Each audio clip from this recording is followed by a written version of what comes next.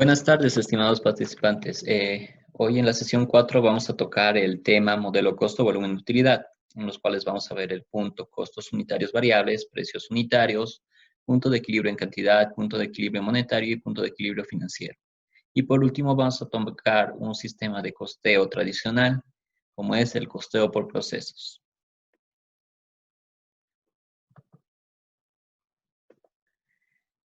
Vamos a tocar el costo unitario variable.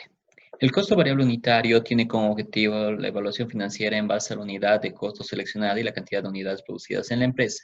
¿Qué quiere decir en términos sencillos un costo variable unitario? Quiere decir, eh, ¿cuál es el costo que asumimos cuando asumimos una cantidad o una unidad de producto elaborado? Vamos a ir con un ejemplo. Si yo tengo una empresa que se dedica a producir bizcochos y yo tengo una producción de 0 bizcochos, como hemos visto en sesiones anteriores, los costos fijos se mantienen constantes. Aquí en la gráfica podemos ver que se mantiene de manera constante en 100 unidades monetarias. Esto debido a que no ha habido un incremento en ningún tipo de nueva tecnología, algún tipo de cambio de activo u otro. Luego se encuentran los costos por trabajadores. ¿Qué quiere decir? Para producir 0 bizcochos, tengo 0 trabajadores y por tanto tengo un coste de materia prima de 0 porque tampoco estoy utilizando lo que es materia prima para elaborar los bizcochos. Por tanto, si yo tendría que evaluar mis costos totales, tendría 100 unidades monetarias cuando no produzco nada y tendría que pagar todo el tiempo los costos fijos únicamente. ¿Qué es lo que nos refleja la gráfica en este punto, no? Si analizo mis costos variables son 0, si analizo mis costos fijos son 100. Y por tanto, los costos totales van a partir de este punto. Ahora bien, si yo empiezo a producir, por ejemplo, 2 bizcochos, digo 25 bizcochos, tengo que emplear 2 trabajadores. Y para ello, cada trabajador a mí me cuesta 100 unidades monetarias. Por tanto, yo tengo que pagar 200 unidades monetarias por 2 trabajadores. Debo pagar para producir 25 bizcochos 125 unidades monetarias. Por tanto, si yo sumo el costo de trabajadores más el costo de materia prima, obtengo mi costo variable que es 325 unidades monetarias. Por tanto, si yo sumar este costo variable total más los costos fijos que yo tengo en la empresa, tengo un total de 425 unidades monetarias de costo total que estuviera desembolsando en cada punto por producir 25 bizcochos. Si yo hago este análisis en la gráfica, veo si yo tengo que producir 25 bizcochos, tengo costos fijos de 100 unidades, tengo costos variables de 325 unidades y por tanto tengo 425 unidades monetarias de costo total. Entonces, lo que nos llevamos y rescatamos de manera sencilla de los costos variables es que están en función de la cantidad producida en la empresa y por tanto estos deben tomarse en cuenta para el cálculo de los beneficios marginales y beneficios que se tiene por unidad de producto en el margen de contribución. Los costos unitarios también pueden ser llamados costos promedios, como en algunos textos, costos variables medios, y un término que se utiliza bastante en la parte de costos, que es el costo marginal, que es el costo que se tiene por producir una unidad extra adicional o por la variación de una unidad extra de producto con respecto a una variación de la cantidad. Luego vemos el tema del precio unitario. El precio obviamente está fijado por el mercado, si bien lo sabemos desde el punto de vista de marketing, pero desde el punto de vista del enfoque de costos podemos decir que el precio puede ser determinado a través de los costos que se tienen de un producto más el beneficio o la utilidad que se quiere adquirir por él. Por tanto, el ingreso total va a ser igual al precio unitario multiplicado por la cantidad de producción o la cantidad de venta que se tenga en la empresa de un determinado producto. Pero tenemos que tomar en cuenta que las ventas requeridas van a tener la siguiente función, si uno lo quiere ver matemáticamente, que es tu costo fijo más la utilidad sobre el precio de venta unitario menos el costo de venta unitario. En otras palabras, el margen de contribución. Un margen de contribución es cuánto vamos a ganar por cuestión de cubrir los costos variables menos el precio de venta, coberturando así el costo fijo a largo plazo. Cuando hagamos el punto de equilibrio en cantidad, vamos a hacer referencia a cuántas unidades se necesitan producir o vender para cubrir los costos fijos y los costos variables dentro de la empresa, con el margen de contribución que se va a generar durante las gestiones. Por tanto, si analizamos esto en cantidades en fórmula, sería el punto de equilibrio, va a ser igual a los costos fijos dividido entre lo que es el margen de contribución, que en realidad es los costos fijos dividido entre el precio de venta menos el costo de variable unitario.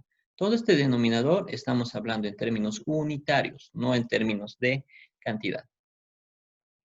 Cuando nosotros hablamos del punto de equilibrio monetario, estamos refiriéndonos hacia la parte económica de la empresa. Por tanto, debemos tomar en cuenta que los costos, el punto de equilibrio numérico va referido y multiplicado por el precio de venta que tiene la empresa. Por tanto, si nosotros analizamos matemáticamente el punto de equilibrio, vemos que los costos fijos divididos entre 1 menos el costo variable total sobre el volumen de producción va a ser igual a un punto de equilibrio en valor. Para ser un poco más exquisitos en nuestros cálculos del punto de equilibrio, debemos tomar en cuenta que no se debe hacer un análisis tan contable como en los anteriores puntos, donde vemos una cantidad para cubrir costos fijos y costos variables.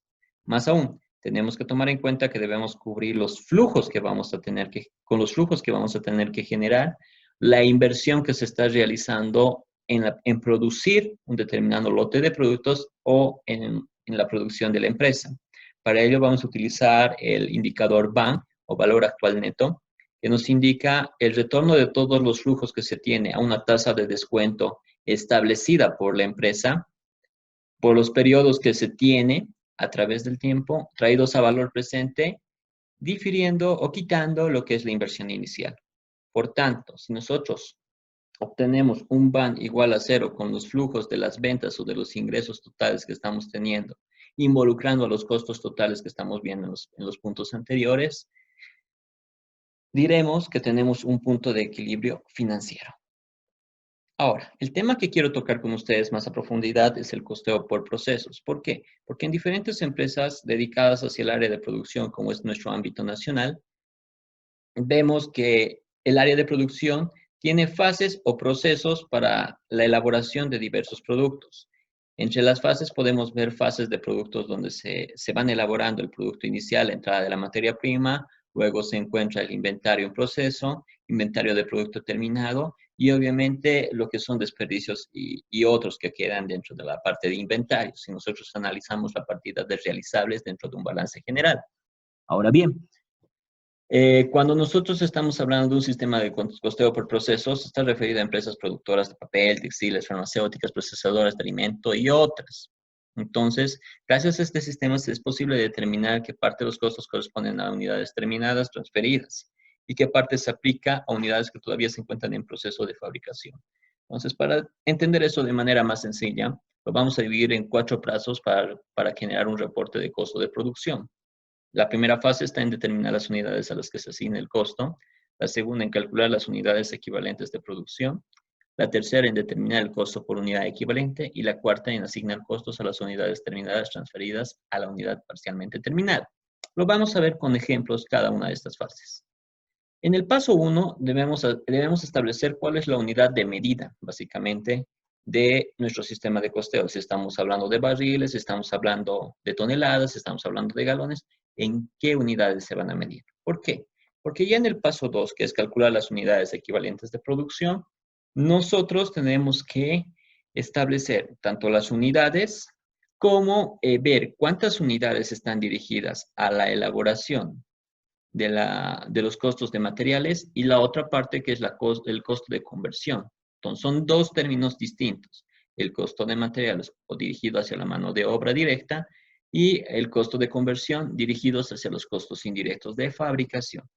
Lo vamos a ver ahora en el ejemplo. En el ejemplo 1 nos plantea un ejemplo donde tenemos una empresa que tiene unidades iniciales que se han transferido de gestiones pasadas. Por tanto, si analizamos la información proporcionada por el área de producción, nos dice que las unidades transferidas de las gestiones pasadas en inventario que tenemos son de 4.150 unidades con hablando de toneladas de producción enrolladas de material o de metales. Por tanto, cuando nosotros estamos hablando de unidades procesadas de gestiones pasadas, vemos que esto ya ha sido elaborado y utilizado en materia prima en gestiones pasadas. Por tanto, el porcentaje de materiales agregados al periodo va a ser cero. Y por tanto, si nosotros multiplicamos este 0% multiplicado por la total unidades completas de este punto, va a ser 0 unidades equivalentes que ya no hay que procesarlas este año porque ya han sido procesadas en gestiones pasadas. Luego se encuentran las empezadas y terminadas durante el periodo. ¿Qué pasa con producto que estamos elaborando dentro del periodo que estamos evaluando? Entonces, esto se toma como porcentaje de materiales agregados al periodo al 100%, porque todo se ha elaborado en el periodo correspondiente. Ahora bien, esto va a entrar entonces en unidades equivalentes con un valor de 83.580. Luego se encuentra la sumatoria de ambas, generan lo que es las unidades transferidas de este enrollado o terminadas en total. Si analizáramos de manera bruta y general la información que se nos está pasando, es 87.730 unidades. Mientras que vemos la tabla de equivalencia, serían 83.580 unidades que deberíamos tomar como factor de coste o como unidades para dividir para encontrar el costo unitario desde el punto de vista de materiales directos. Luego, debemos agregar el inventario en proceso o los productos que se están a medio elaborar, pero en nuestra gestión, en la gestión evaluada. Por ejemplo, en este caso se nos proporciona el dato que son 6.770. Esto obviamente va a destinar materia prima de esta gestión, por tanto se debe pasar como porcentaje de materiales agregados en el periodo al 100% en unidades equivalentes en la misma cuantía. Por tanto, podemos decir que las unidades totales equivalentes de esta gestión son 90.350, cuando nosotros estamos evaluando 94.500 unidades de producto. Entonces, si nosotros, por ejemplo, hubiéramos utilizado este dato de 94.500 para nuestro sistema de costeo, tengan por seguro que el costo hubiera sido muy bajo. Por tanto, la asignación del precio tal vez hubiera sido muy bajo y hubiéramos tenido pérdidas porque no hubiéramos estado contemplando y en realidad las cosas que se han hecho en gestiones pasadas ya han sido aplicadas a los costos en gestiones pasadas y no deben aplicarse en este periodo en cuanto a materiales directos. Por tanto, ahora seguramente el factor de costo va a ser mucho mayor. Luego analizamos los costos en unidades equivalentes de conversión. Con el mismo ejemplo que hemos visto anteriormente, podemos analizar y nos dan algunos datos como, por ejemplo, el porcentaje de avance de transformación del producto de la gestión pasada y el porcentaje de avance de transformación de los productos de nuestra gestión a medio procesar. Por tanto, si nosotros analizamos un inventario en proceso al inicio del periodo, nos dice que teníamos un 40% de avance en gestión pasada. Ahora sabemos que le falta un 60% para ser concluido. Entonces, cuando nosotros vemos unidades equivalentes para lo que son unidades equivalentes de conversión, vemos y sacamos el 60% del total de unidades transferidas de gestiones pasadas. Y esto es en realidad lo que falta procesar para que se concluyan y puedan ser comercializadas en nuestro periodo en cuanto a producto terminado.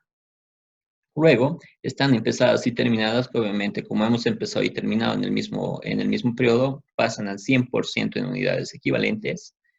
Sumamos estas dos y obviamente obtenemos lo que son las transferidas desde el enrollado y obtenemos las unidades equivalentes que realmente nos reflejan cuántas unidades han sido generadas y pasadas de la gestión pasada y concluidas en esta gestión.